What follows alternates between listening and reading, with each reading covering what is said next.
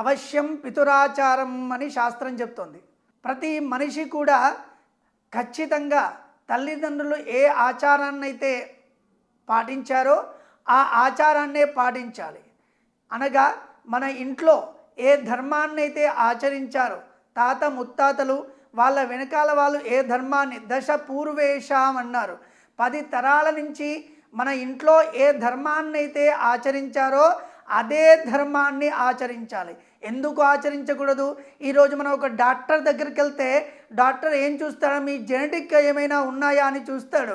ఈ రోగాలు ఏవైనా వచ్చిన సందర్భంలో ఈ షుగర్ కానీ బీపీ కానీ ఇంకొకటి కానీ మీ నాన్నకుందా మీ తాతకుందా మీ ఇంట్లో ఎవరికైనా ఉందా అని అడుగుతూ ఉంటారు కదా. జెనెటిక్గా వచ్చేవి కొన్ని ఉంటాయి కదా. మరి ఇది కూడా అంతే కదా. మన ధర్మం కూడా జెనెటిక్గా ఏది వచ్చిందో ఆ ధర్మాన్ని మనం ఆచరించాలి. అది పక్కన పెట్టి